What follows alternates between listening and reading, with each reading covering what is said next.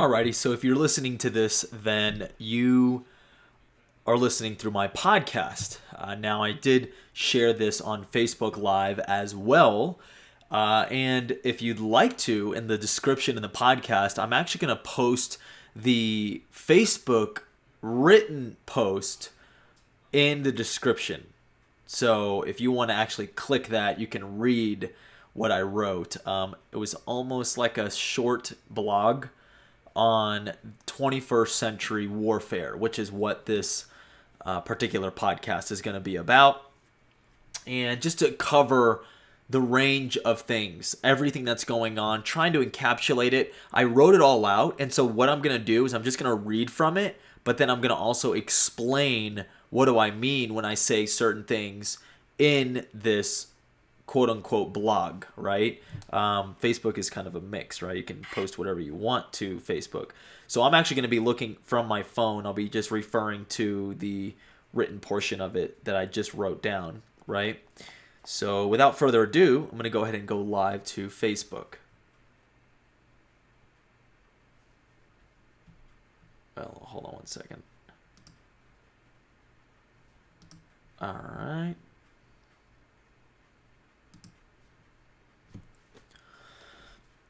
All right, everybody, what is going on? Hope you guys are having an amazing evening. Great start to your Monday. Now, I just wrote out an entire post and posted it, uploaded it to my Facebook just a moment ago. And what I'm actually going to do is I will be posting this into the chat, okay? So you guys can refer to it. I'm just going to be literally reading from my own Facebook post, so that you guys can actually just explain basically what I wrote down. Almost wrote like a little blog. So without further ado, let me share this right now in the comments. Okay. One second. Once I do this, you guys can open a new tab or whatever. You can be looking at this while I actually share it with you guys. Boom, boom, pow. And commenting it here. All right, so I've just left it there in the Facebook chat. And again, like I said, if you're listening to this through my podcast, you can literally just click the Facebook link that's in the description right there, okay? Now, I talked about 21st century warfare, and why do I say warfare? Why do I mention it like war, like we're at war?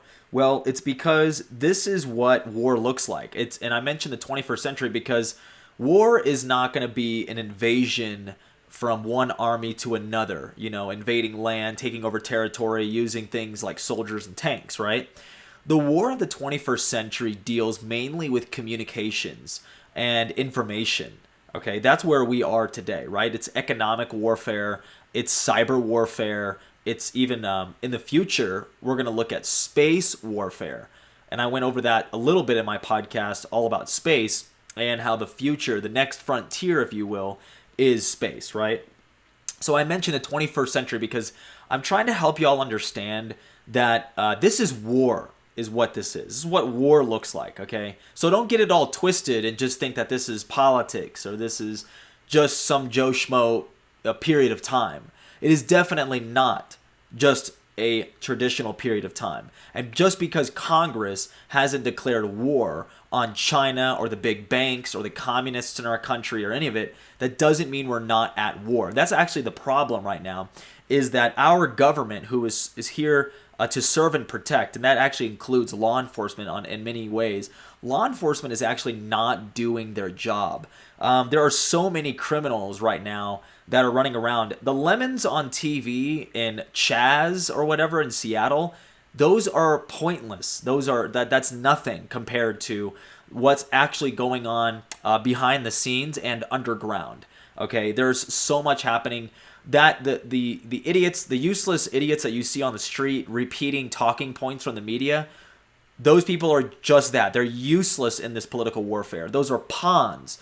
You need to be looking at the bishops and the knights and the kings and the queens in terms of this chessboard that's laying out, and focusing so much on just the low-level infantry, if you will, in this warfare it's not going to win the battle. One example is talking about police, right? Police brutality and all that, and then talking about defunding the police, and then it's like, oh, you're gonna make memes, you can make jokes about, defunding the police and how, oh, that's so stupid because when you call the police, no one's gonna answer. That's so dumb. That's not what they want to do. There's sophisticated people at work here that are focused on taking control of the police. They want to make the police department, which by far and large is pretty patriotic and really means well and wants to do a good job, right? They want to turn the police department into their own police, okay? The communist style police, right? Just like the Nazis did with the brown shirts and with these different people who would run around and they were acting like protesters and they were acting like enforcers. They were Nazis, they were fascists, but that's what they want for our police. They want our police to be that way. That's not what our police is right now, but they want to turn our police into sort of a communist level attack force that implements laws and policies that you don't want, right? I mean, again, what did we just see with COVID-19? We just saw police, again, patriotic Americans were upset about police when police were arresting moms at the playground with their kids for not social distancing or whatever. You remember that? I do. So there's a particular level of law enforcement already right now that are carrying out policies that are unconstitutional from their founding, right? And remember, the police itself is not a constitutional thing either, right? So again, we get into the semantics of things. I bring that up because people who are trying to debate other people about this issue are saying things like Blue Lives Matter and all this stuff. Again, guys, that's not how you win. That's not how you have victory. That's not how you transcend the dialogue that bogs people down in the trenches intellectually. You transcend that kind of dialogue by talking about the real issues. If you don't know the real issues, then that's why you can listen to this podcast, for example, is you're going to find out the real issues. What the podcast I'm doing is dedicated to achieving essentially is allowing the regular people, simple-minded folk out there, to have complex ideas and simplify them, to help them understand them, not just for you to comprehend, but literally for you to carry out and explain to other people. Use that intellectual energy to help dialogue in your community, in your family and friend group, okay? So that's really what we're looking at doing, right? What did I mention? I said this is the list of this is the list of what warfare looks like, right, in the 21st century. Fake pandemics using a weaponized flu. That's a loaded thing to say. It's a real flu. It's weaponized out of Wuhan, China, in the bioweapons lab over there, where they make vaccines and where they make bioweapons. They actually make weaponized viruses. Again, that's not a conspiracy theory. These are just facts, okay? So we have a weaponized flu delivered to not just kill the economy. That was what it was supposed to do, kill the economy. It wasn't that the flu was going to kill millions of people. Remember how people talk about Bill Gates and all that stuff? That wasn't the goal. You see, it's all about, you got to think deeper than that. The flu, the COVID, shut down supply lines to the third world. The third world now, no one cares about this. BLM will never talk about it. But the third world, including Africa and many countries there, are dying. They don't go through a depression in the third world. The third world just dies. They just starve to death. So there's millions, I think there's 100 million more this year that are going to die of starvation than would normally die in a given year. So just think about that. So while we look at COVID-19 numbers, again, the false reality of just, oh, that is what matters. Okay, that death count matters. Well, what about the starvation death count? Why don't we watch that one? It's like the numbers of starvation versus COVID would be rapidly increasing. So, but you're not supposed to talk about that because you're supposed to be an idiot. Now, moving on. Forced medical tyranny. What did I mean by that? Well, forced medical tyranny, essentially, is having vaccinations for your children to go to school, and it's all about COVID-19. All about COVID-19 and only COVID-19, right? I like how Yvonne here, she mentions Yemen. Yemen is going through a revolution right now, and it's a war factions from Saudi Arabia and Yemen. No one's been talking about that stuff. That's the stuff that I've been looking at 2.5 years ago. I was looking at Yemen. But again, no one, that doesn't matter. You see what I'm saying? See, things like that don't matter to the lemons out there, the mob. The mob only focuses on what the media drives them to focus on. And the mob would tell you they hate the media. That's the crazy part. They would tell you, oh yeah, they don't believe this and that. This is, but it's like, well, you're actually, the media is smarter than you think. They're outsmarting everybody. Because it's like, you think you're woke, but you're actually the most asleep.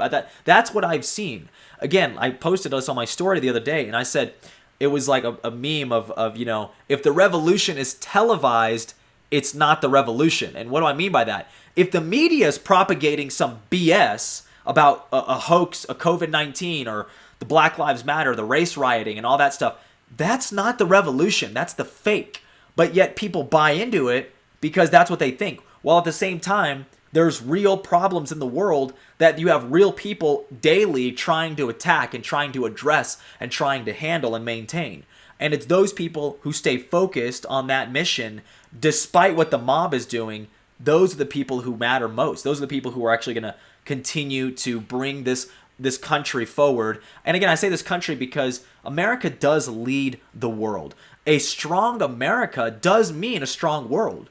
And if you don't believe me, just take a look at some history. And I love how people are burning the history down when we get to that. But it's very important that America stays intact. America stays strong and we stay united because we're the fucking shit. We are amazing in this country. You know, there's so much amazing, rich history that this country goes into. And I'm going to get into that. But one thing I want to mention is that there was slavery and discrimination and sexism and all of this homophobia. All of that was a reality around the world from literally like 100 years ago, 20 years ago, and so on, and beyond into infinity, into when Adam and Eve were born, basically. That's how long we've had slavery and discrimination and racism and all of these problems. Think about that. And in less than 200 years after America's founding and conception, America goes through a civil war to end slavery. Think about that. So it took America less than 150 or so years to correct what history had been repeating for literal centuries in the past. So, but then we still bitch about what's not perfect in America. That is such a key and fundamental understanding that I wish that everybody would get. But most people don't take time to watch history and listen to history and read history. So I checked the medical tyranny, the selective outrage over race relations to divide and conquer. You know, the British used this kind of concept in India. They called it the Great Game. That's what they called it. The British. Go ahead and look it up. British history, the Great Game. And in India, they would war these tribes. They would gossip and create division between the tribes in India, and the tribes would go to war with each other, where the British only had about 1,000 troops there on the land and sort of administering things, right? Well, in that history, they saw how they could just send spies, a spy network, and create propaganda, literal propaganda, within different tribes, pinning them against each other, and the tribes ended up warring, and after killing each other and destroying each other, the British came in as the saviors at the end of the day. It's like a movie, but this is what's happening right now in America. The British come in as the saviors and say, we're going to delegate from here on out how things are going to go. You see how that works? And so that is what people in power do. I'm not talking about left or right even. There are people who are either scared to talk about it, which I'm going to mention, or there are people who are involved deeply in it. They're actually fundamentalists when it comes to race division, divide and conquer. There are particular bishops and kings and knights placed in particular places to create that race division. And they are activated when race division comes. Like the Don Lemons on CNN. Like they get the spotlight on CNN because, you know, of their race, literally. So that's just one example of how there are certain weapons that are being used and they're only being delivered at certain times that are key and fundamental to create a facade of what seems like an organic uprising, but in reality is totally planned and plotted. So the grand reveal of a communist uprising. You see, the communists are still a real thing. and this is, I've talked about this in my podcast as well, but the most genuine communist is somebody who believes in communal gatherings and communal exchanges, and that the Marxist, that Leninist ideology of fair share and equal and the workers' revolution, those kinds of things. The most well-meaning communist has this idea, and this has to be a fundamental thing, that all innovation and change is over, and that everything is already perfect, and that they need to just have institutions in place in order for them to create the perfect world. So it's very simply put, if you think that working out your chest on bench press and there's like a perfect way to bench, or there's a perfect way to to get big or to lose weight. Let's just put it this way. Let's put it in a generic sense of losing weight. Let's say somebody comes out and says there's a perfect way of losing weight. Here's the way. And if everyone does this, everyone will lose 10 pounds in 10 days, right? And then that person comes out. But then somebody else says, well, wait a second, that's not the best way. They're going to innovate. They create something even better, right? And they say, this is how you lose 11 pounds in 10 days. You see what happens? That's a free market world, right? Well, what communists genuinely believe is that everyone wants to lose weight in 10 days. This is the way to do it. This is the perfect way. We're going to move forward. And in order to move forward, we have to convince the population that this is the only way forward to lose 10 pounds in 10 days. I'm just saying that as an example. But what happens is, then if people say, hey, I lost 11 pounds in 10 days and I did this instead, communists are not allowed on other ideologies. Other ideologies can't infiltrate that, a particular way of doing things, a way of life, because if it does, it compromises the entire system. So in order to have communism, you need to have the death of ideas and innovation. With the death of ideas and innovation, no outward thinking whatsoever, only then can they create systems and divide and make sure that everything is fair based on what they thought was already perfect. But the capitalist free market guy, they believe that there are always ways to grow and become better and innovate. If you don't believe me, go ahead and take a look at NASA and the difference between NASA and how they've adopted a commercial flight program, space flight program, where they had to bring on private companies like SpaceX in order to innovate. And let me tell you that last thing, I'm finishing up that. And the NASA administrator, his name is Jim Bridenstine or something, he just said, as SpaceX launched 2 Saturdays ago, he said SpaceX is willing to do something that NASA, government, is not. SpaceX is willing to fail. And that has not been more true. Because with that failure that you have success. In communists, the most well-meaning communists, they don't want everyone to fail. They want a bubble reality where the way things are just the way things are. And everyone should just slice the pie, the existing pie, and slice that into pieces for everybody. When the free market capitalist says, hey, there's enough ingredients here to make a whole nother pie. Not only to make another pie, but to teach people how to make pies, and then have so many pies that there's so much prosperity, right? So again, but we have a communist uprising because they believe, guys, they're not idiots. They really believe that they're doing the right thing. So you have to come with a heart and talk to these communists. And most people are communists. I mean, the young people especially, if you got to their ideology, most people would consider themselves socialist, genuinely. So think about that, okay? They would consider themselves socialist if you ask them about certain policies and how we should go about them in terms of government. So you have to come at it with a heart of love, okay? You can't just be super intense and say that they're stupid or whatever. And I just explained it. If anyone here leans socialist or thinks like that, you probably would think, hey, maybe I should take a second look at that stuff because of the way in which I'm laying it out to you now, right? So what also is 21st century warfare?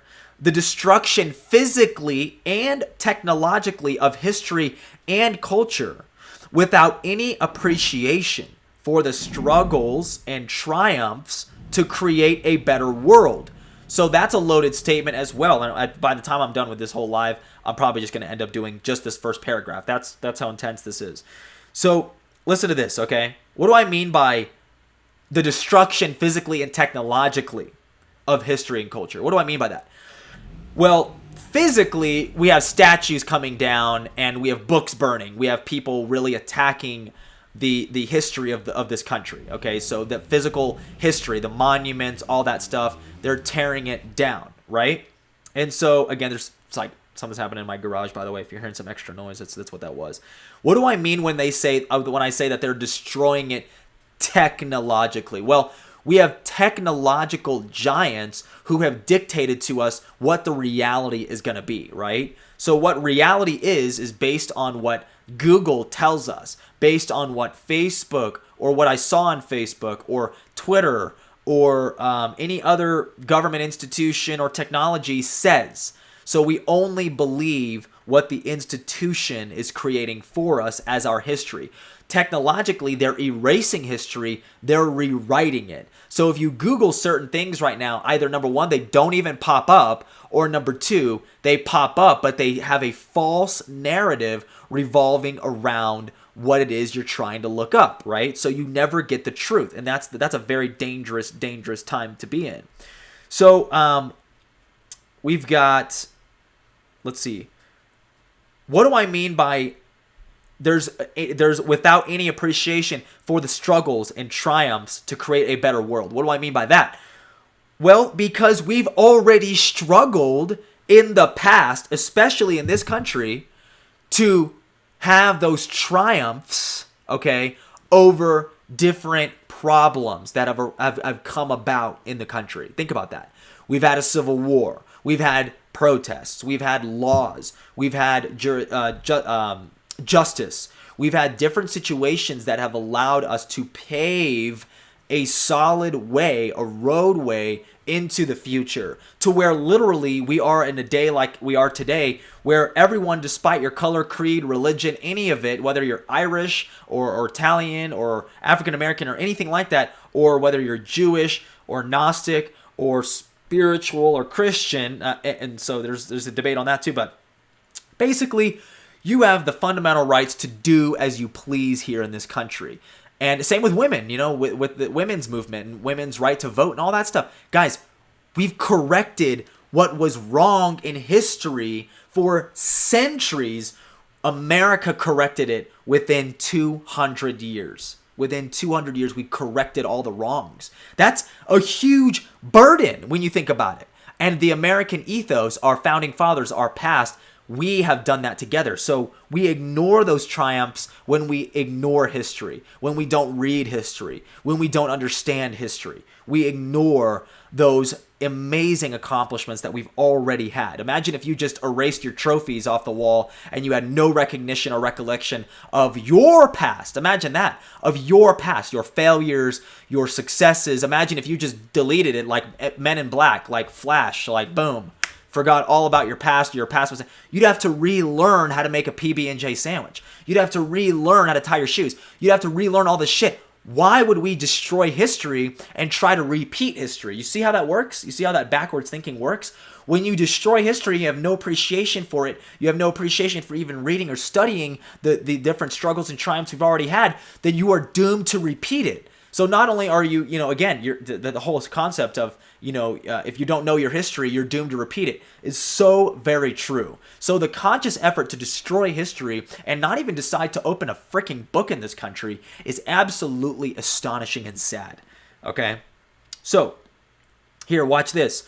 Sports and entertainment utilizing their forced occupation of the minds of the people to propagate false narratives.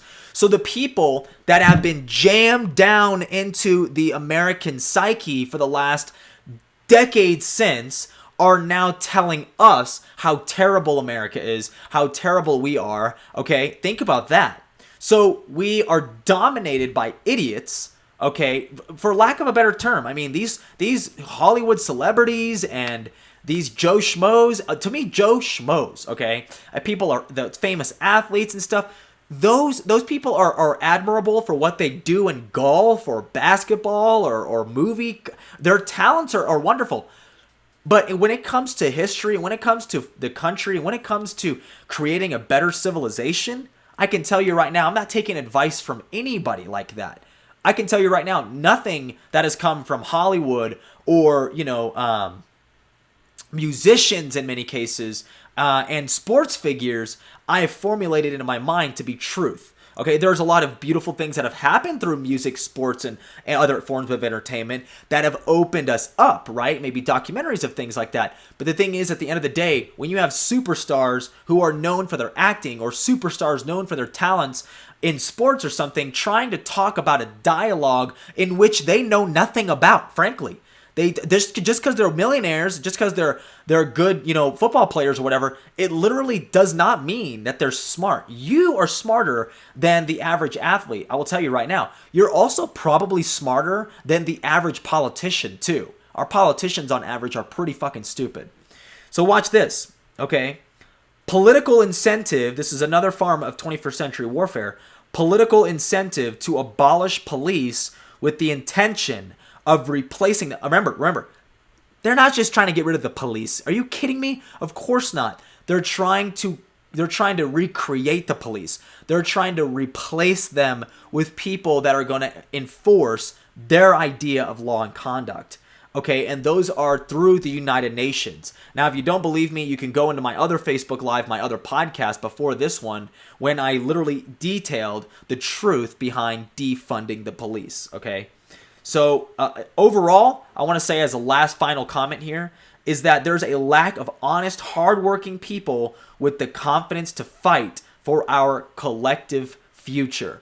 Think about that. There is what the real problem is when I just laid all that out.